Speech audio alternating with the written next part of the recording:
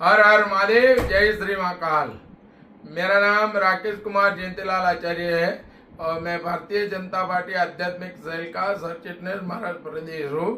कल मैंने एक वीडियो वायरल किया था लॉन जिहाद और जो सनातनवादी के खिलाफ जो लोग हैं उनके खिलाफ, और आज एक और वीडियो बना रहा हूँ क्योंकि आज मुझे मेरे पास एक लैंड जिहाद का बहुत बड़ा मामला आया है। और ये विले पार्ले ईस्ट के अंदर जो रमेश कालाराम पाटिल है, जो रमेश पाटिल जी है, जो सिंडेगुट विधानसभा उप विभाग प्रमुख है विले पार्ले ईस्ट में, उनके साथ ये लैंड जिहाद का मामला हुआ है। तो मैं आप सबको ये लैंड जिहाद का मामले से वाकिफ करना चाहूँगा और ऐसे लैंड जिहादियों को सख्त से सख्त कार्यवाही की जाए और उनके खिलाफ एक सख्त कानून बनाया जाए।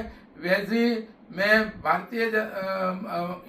भारत में रही एनडीए सरकार और महाराष्ट्र में रही महायुति सरकार से नम्र विनती करूंगा, अभी ये लैंड जिहाद का मामला आप रमेश पाटिल के मुंह से सुनेंगे। बोलिए रमेश जी, आपका परिचय दीजिए। मेरा नाम रमेश कमलाकर पाटिल है और मैंने विले पार्ले शिवाजी नगर में एक प्रॉपर्टी का एसआरए का प्रोजेक्ट किया। उसमें जो बिल्डर है एमआर रियल्टर्स, उसके पार्टनर है अब्दुल अजीज एके बारूदगर और उसके अन्य 3 वारिसदार है पार्टनर। टोटल 4 पार्टनर्स है और ये पार्टनर में ये लोग ने उस स्कीम में एसआरए स्कीम में मंदिर है, वो मंदिर देने का वादा किया था।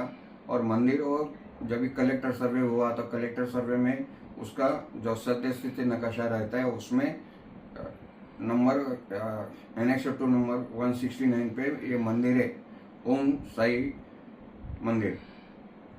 वो मंदिर सबको पोजीशन दिया, लेकिन ये मंदिर उसने गायब कर दिया। सोसाइटी को उसने मंदिर दिया ही नहीं। और ऐसा दूसरा एक मामला है उसमें जो सीटीएस नंबर 375 में वो जो मालिक है उसके डेवलपमेंट एग्रीमेंट में लिखा हुआ है, जो रजिस्टर्ड डॉक्यूमेंट है उसमें लिखा हुआ है कि 125 स्क्वायर फीट का उसका खोड़ियार माँ का मंदिर देने का लिख के दिया है, फिर भी वो लोग को मंदिर दिया ही नहीं। और अशोक रमेश जी, आपके साथ किस प्रकार का लैंड जिहाद किया गया वो हमारी जनता को बताइए, महाराष्ट्र की जनता को।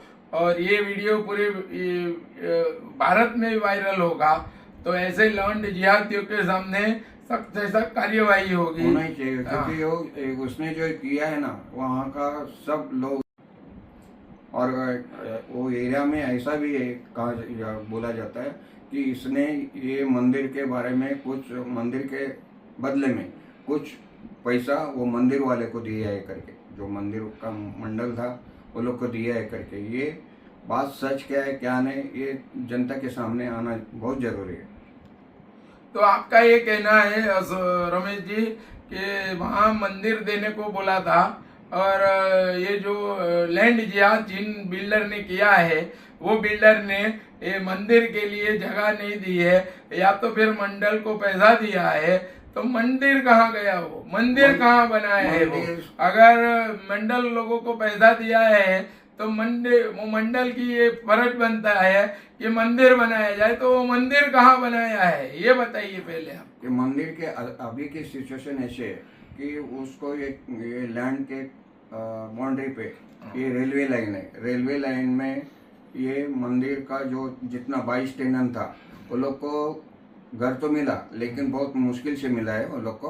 वो लोग से पैसा भी इटने का उसने कोशिश किया है, हर एक से 14 लाख रुपए, और उसका प्रूफ भी है मेरे पास। ऐसा नहीं है कि मैं उसके ऊपर ये कर रहा हूँ, झूठा ब्लेम कर रहा हूँ, नहीं बिल्कुल नहीं। इसमें ऐसा है कि घर दिया लेकिन मंदिर का आधा भाग है ना वो तोड़ दिए और मंदिर ऐसा ही छोड़ दिए।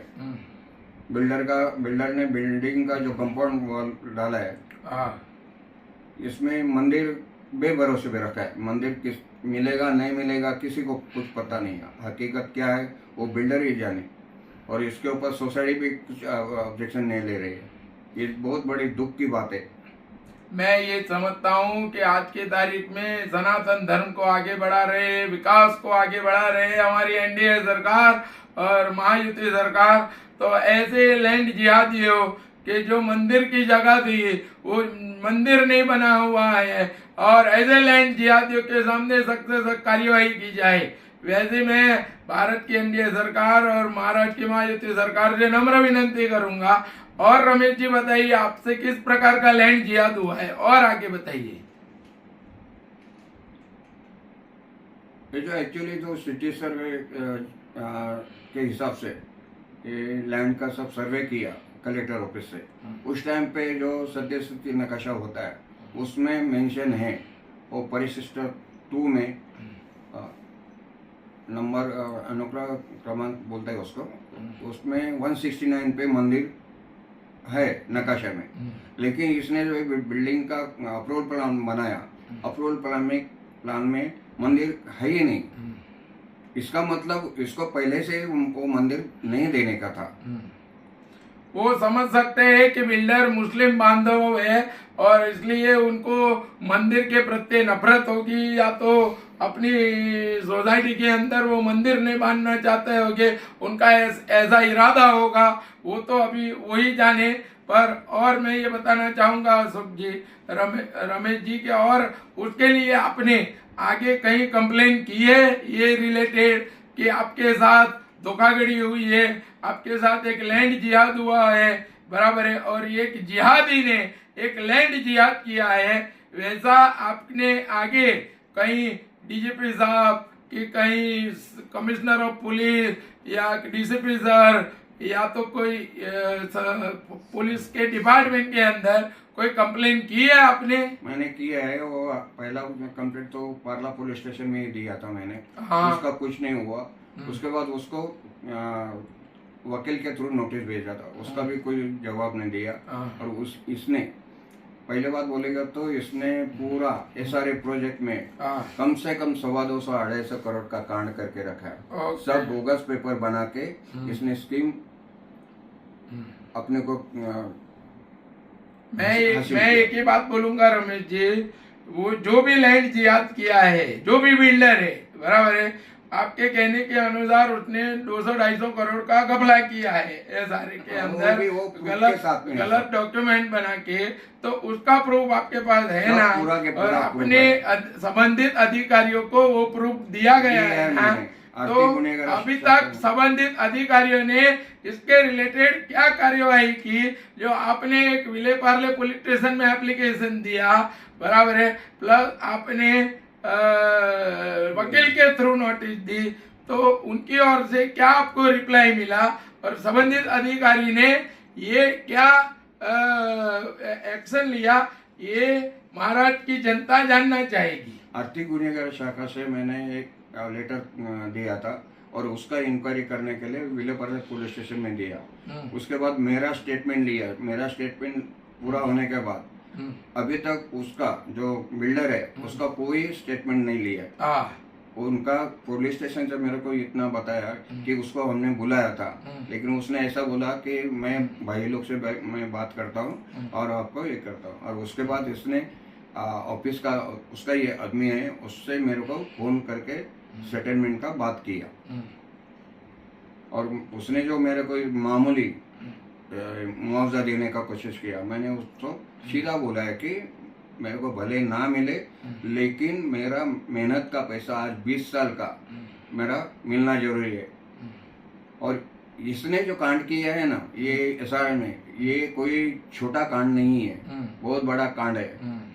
इसने जमीन मालिक को भी 6 फ्लैट देने का वो भी नहीं पैसा दिया है। जो कीमत तय की हुई थी वो रजिस्टर्ड डॉक्यूमेंट में भी लिखा हुआ है, फिर भी वो लोग को फ्लैट नहीं दिया, ना पैसा दिए। मैं इतना चाहता हूँ कि ये जो भी लैंड जिहादी ने ये सब कांड किया है, और खास करके जो मंदिर की जगह थी और वहाँ मंदिर नहीं बनाया है, तो मैं भारत में रही एनडीए सरकार और महाराष्ट्र में रही महायुति सरकार से पूछूंगा कि क्या ऐसे ही लैंड जिहादियों को पनाह मिलेगी है, या ऐसे ही ये लोग अगर पनाह देते रहेंगे हम, तो ये लोग ऐसे ही लैंड जिहादी लोग खुलेआम लैंड